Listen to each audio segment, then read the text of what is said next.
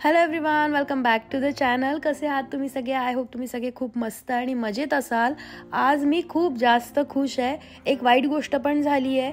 दोन्ही गोष्टी तुम्हाला समजणार आहेत. वाईट गोष्ट झाली असून पण मी खुश आहे, याचं कारण जे तुम्हाला या व्लॉगमध्ये समजणार आहे.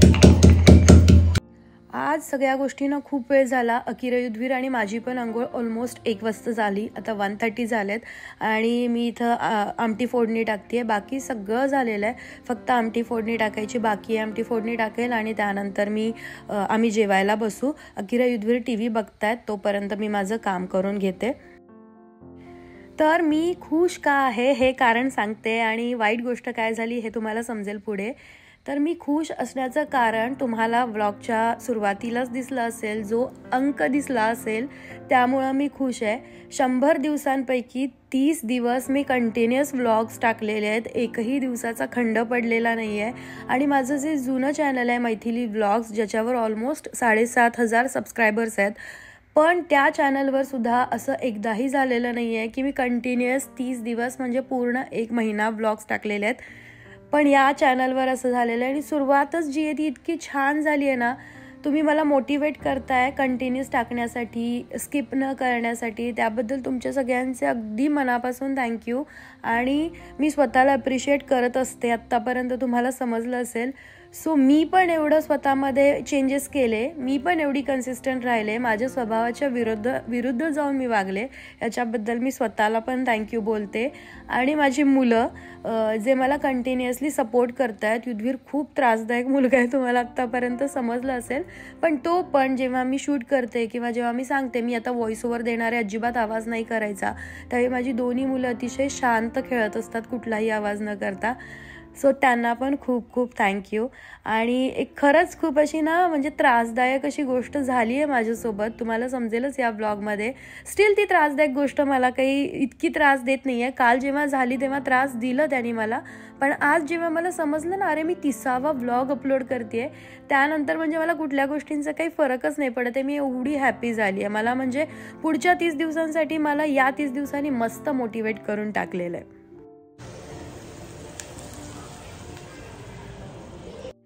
डाळीची आमटी, वरून तुपाची फोडणी, लसूण आणि जिऱ्याची, आणि भात, आणि त्याच्यावर परत थोडंसं तूप. हे माझं कम्फर्ट फूड आहे. म्हणजे मला कोणी 5 स्टार हॉटेलचं फूड दिलं आणि या पद्धतीची आमटी भात दिलं ना, तर मी हेच खाईन.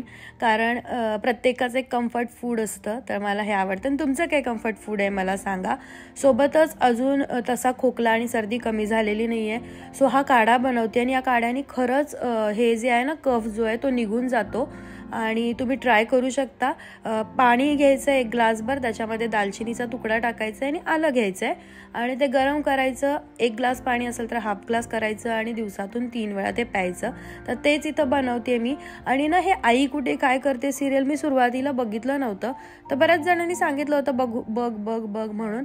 तर मी खरंच बघायला सुरू केलं. ॲक्च्युअलमध्ये चांगलं आहे. का लोक नावं ठेवत होते त्या सिरियलला माहीत नाही. म्हणजे सुरुवातीला तर ते छान आहे, नंतर त्याचे जरा थोडंसं चेंजेस झाले, पण सुरुवातीला ते एकदम छान आहे. जेवण वगैरे आमचं झालं आणि आता मी जो काढा बनवला होता तो पितीये. आणि आत्ता ती जी गोष्ट आहे, वाईट गोष्ट किंवा त्रासदायक गोष्ट, ती घडून गेली आहे. त्यामुळं माझा मूड जो आहे तो पूर्ण ऑफ आहे. त्यामुळं मला नाही वाटत की मी इथून पुढं काही शूट करण्याच्या मनस्थितीमध्ये असेन. तरी पण मी ट्राय करेन की मी शूट करेन लगेचच. बट नाही झालं तर मग मात्र मी संध्याकाळी शूट करायला सुरू करेन. मी काय केलं हे तुम्हाला पुढे समजेलच.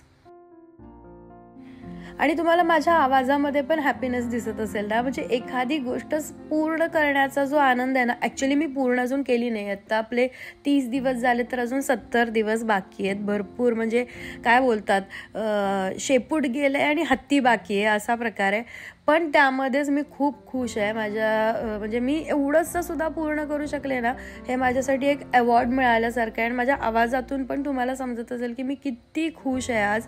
मी तुम्हाला खरंच सांगते, जी गोष्ट तुमच्याकडून होत नाही आहे ना, त्याचं स्वतःला चॅलेंज द्या आणि ती पूर्ण करण्याचा प्रयत्न करा. ती पूर्ण होणार तुमच्याकडून आणि मग बघा की तुम्हाला किती हॅपीनेस मिळतो.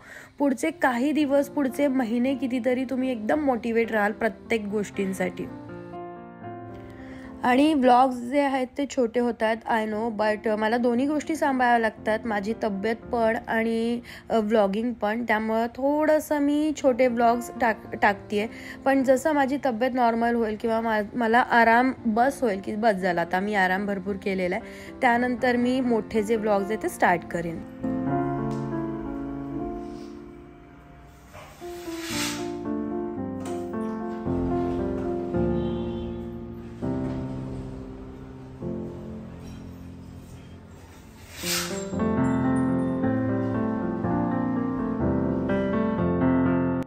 मी तुम्हाला बोलले ना की मला नाही पॉसिबल होणार ब्लॉग शूट करणं इथून पुढं, त्यामुळे मी झोप घेतली थोडी आणि त्यानंतर डायरेक्ट झोपून उठल्यानंतर संध्याकाळीच मी ब्लॉग शूट करायला घेतला.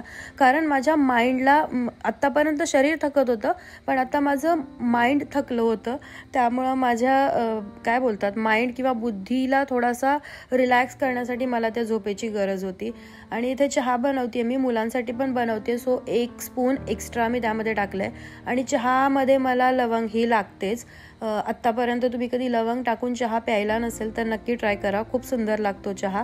आणि हे मनी प्लांट मी आणून खूप म्हणजे 1 नंबर काम केलं आहे, कारण ते खूप छान दिसतं समोरासमोर पण आणि असं म्हणजे कॅमेरामध्ये पण. आणि माघी गणपतीचं विसर्जन पण आहे, ॲक्च्युली कालच विसर्जन होतं, पण आज पण लोक करतात, कसं काय ते काय मला नाही माहिती, पण आहे विसर्जन आज पण.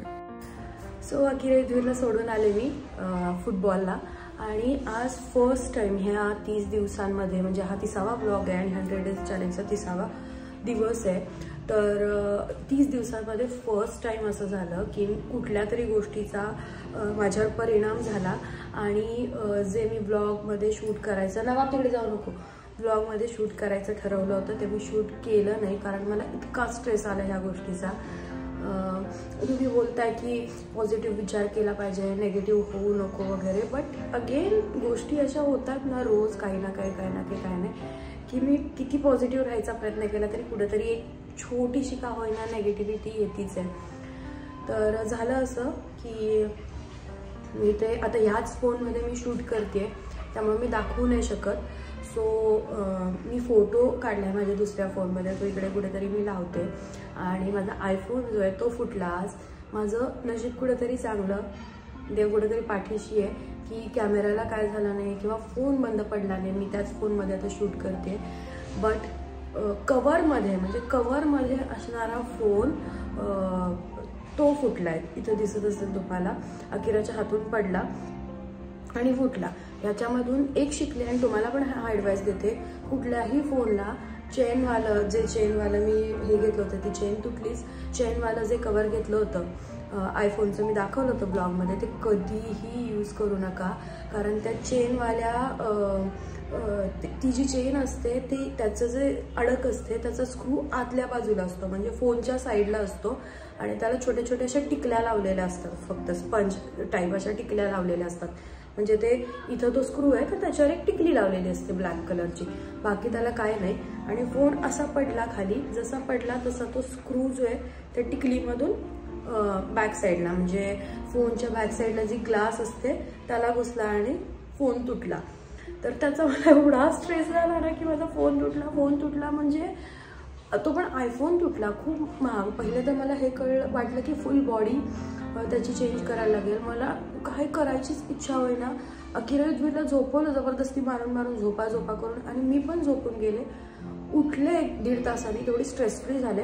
आणि त्यानंतर मग बघितलं, जरा चेक केलं तर ती बॉडी नाही चेंज करायला लागत, कारण बॉडी चेंज करायला लागली तर खूप खर्च झाला असता, त्याच्याने फोनच मला घेतला असता, दुसरं असं बरं झालं असतं. बॉडी नाही चेंज करायला लागत, तर ग्लास पार्टची तुटली आहे. आणि ठीक आहे, ती एक येते 1,500-2,000 हजारपर्यंत ती मिळून जाईल.